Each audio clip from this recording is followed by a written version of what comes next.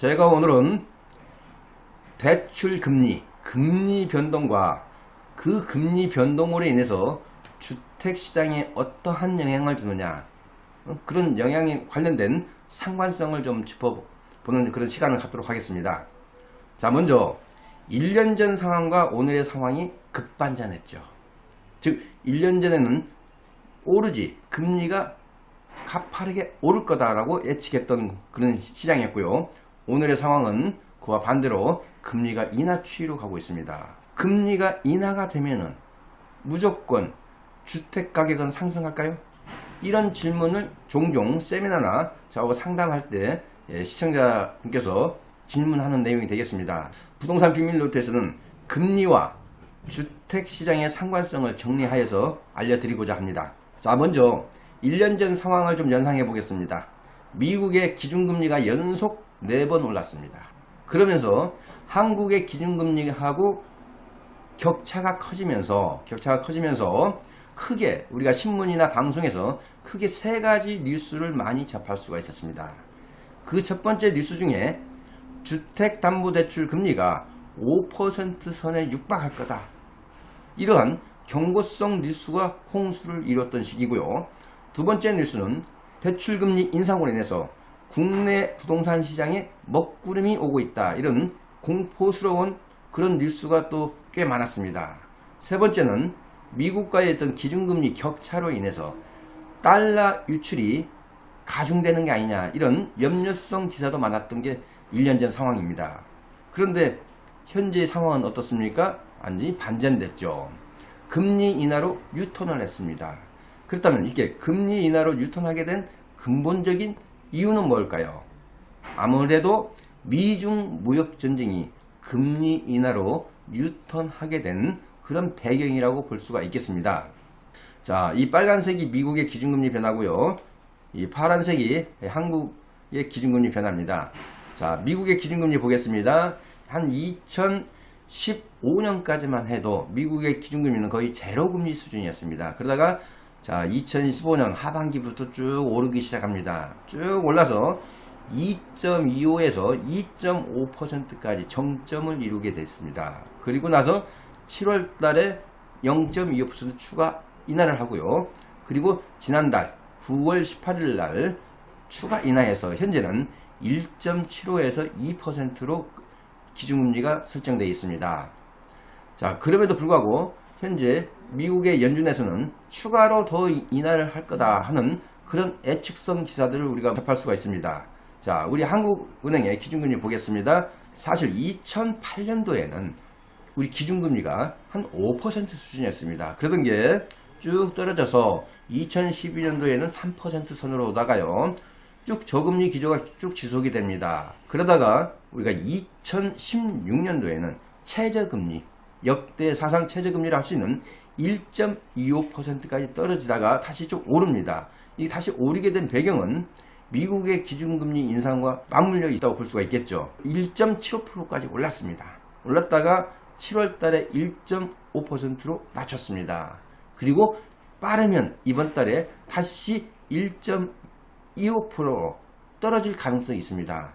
그래서 현재는 어찌됐든 저금리 기조가 지속이 되고 있다고 볼 수가 있겠습니다. 자, 여기서 우리가 잠깐 경제 상식을 하나 좀 늘리고 가겠습니다. 기준금리는 뭐고 시장금리는 뭔지 그 차이점을 좀 설명해 드리도록 하겠습니다.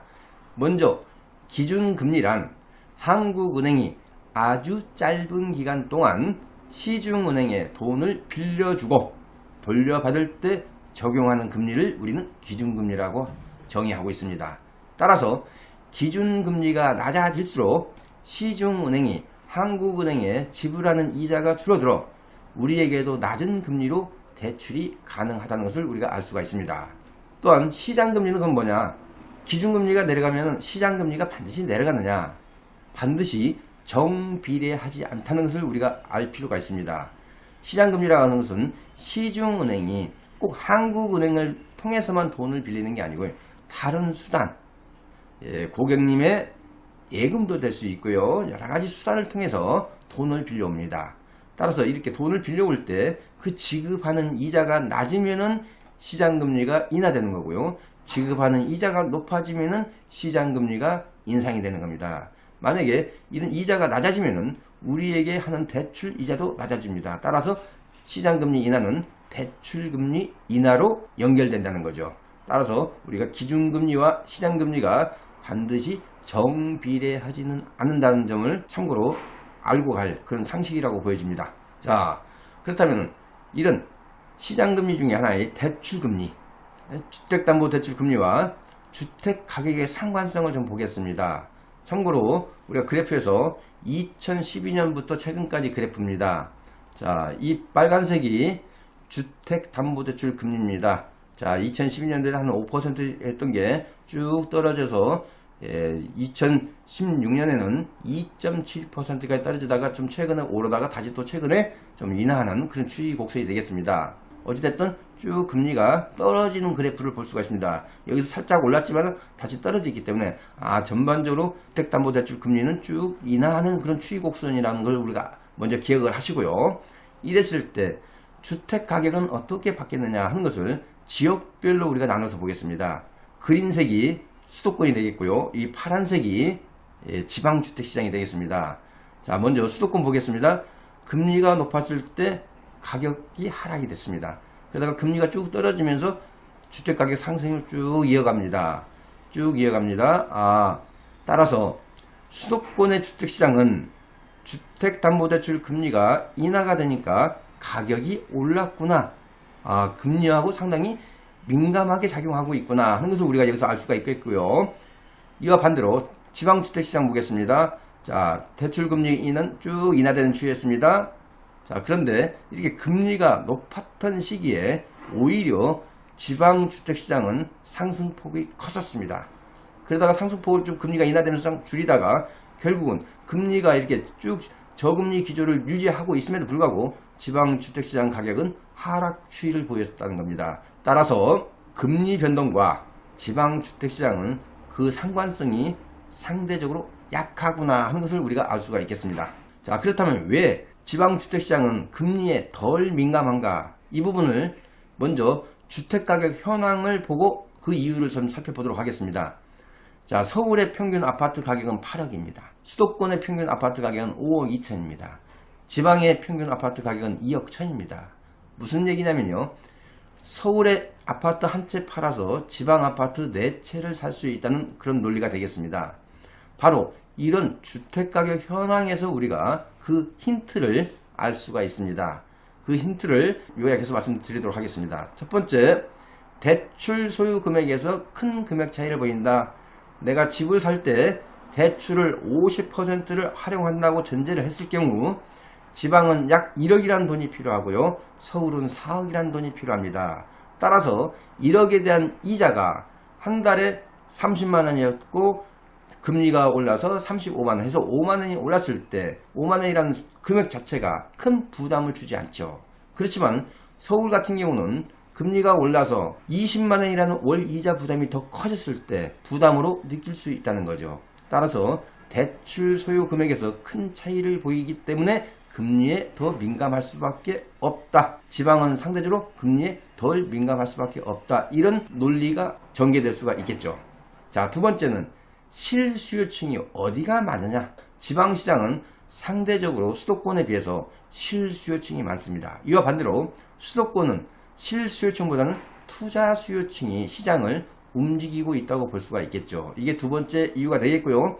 마지막으로 세 번째, 지방은 금리보다는 어느 거에 더 민감하느냐? 바로 입주량에 가장 민감하게 반응하는 시장이 지방주택시장이라는 겁니다. 따라서 지방주택시장은 금리보다도 오히려 입주량에 굉장히 민감하게 작용하는 시장이 지방주택시장이라는 점을 우리가 여기서 알 수가 있겠습니다. 자, 그렇다면 서울 같은 경우는 금리하고 굉장히 민감하게 작동한다는 것을 우리가 그래프에서 알 수가 있죠. 서울의 주택가격 변동률이 이 파란색이 되겠고요. 이 빨간색이 대출 총량입니다. 즉 대출을 얼마나 많이 활용했느냐, 대출로서 돈이 얼마나 시중에 많이 풀렸느냐, 그런 곡선이 되겠습니다. 그래서 대출 증감률이죠. 박근혜 정부 때 금리도 인하하면서 대출 규제를 완화했죠. 그러면서 유동성이 급증했던 시기입니다. 그러면서 우리 주택가격 상승률은 이때부터 쭉 오르기 시작합니다. 쭉 해서 최근에도 좀 오름폭을 유지하고 있습니다. 그런데 문재인 정부 들어와서 2016년도에 유동성이 급감합니다. 근데 유동성이 급감함에도 불구하고 주택가격은 떨어지지 않고 올랐습니다. 자, 여기서 우리가 알 수 있는 점이 뭐가 있죠? 자, 이거죠. 유동성이 줄었다. 그럼에도 올라갔다. 바로 금리가 인하가 됐음에도 불구하고 주택가격 상승폭을 둔화시켰던 이유는 대출 규제, 즉 유동성을 줄였다는 것. 이 두 가지 사유가 같이 맞물려 있다 보니까 금리 인하만으로는 주택가격 상승을 하는 데 있어서 한계 상황에 봉착했다고 볼 수가 있겠습니다. 따라서 서울 주택시장은 금리에도 민감하지만은 이러한 대출 규제, 유동성 조절에 따라서도 영향을 받고 있는 시장이 서울 주택시장이라고 볼 수가 있겠습니다. 자, 그래서 제가 결론적으로 말씀드리면은 서울이나 수도권의 주택시장은 금리에 굉장히 민감하게 작동하는 시장이다. 따라서 금리 인하 곧바로 주택가격 상승으로 연결될 수 있는데 바로 정부의 간섭이 유발되죠. 그게 바로 대출 규제가 되겠습니다. 따라서 서울의 주택시장은 금리와 함께 반드시 대출 규제도 가장 민감하게 작동하는 시장이 서울 주택시장이라고 정리해서 말씀드리도록 하겠습니다. 자, 당분간 저금리 기조는 지속될 가능성이 높아 보입니다. 따라서 서울의 주택시장 상승은 당분간 유지될 수밖에 없다고 보는 것이 부동산 비밀노트의 결론입니다. 자, 본 방송이 유익하셨다면 구독, 좋아요, 알람 신청하시기 바랍니다. 자, 구독자 무료 이벤트 간단히 소개해 드리도록 하겠습니다. 제가 주관하는 세미나가 매주 금요일, 토요일 오후 1시 논현역 4번 출구에서 진행을 합니다. 세미나 주제는 지역별 시기별 주택시장 전망, 또한 소액으로 서울에서 재개발 지역에 투자할 수 있는 노하우, 세 번째는 절세 방안, 이런 주제로 세미나를 진행하면서요, 제 세미나에 처음 오신 분에 한해서는 제가 세미나가 끝나고 1:1 무료 상담까지도 진행을 해드리고 있습니다. 여기 하단에 나가는 전화번호로 미리 예약하시고 오시면 되겠습니다.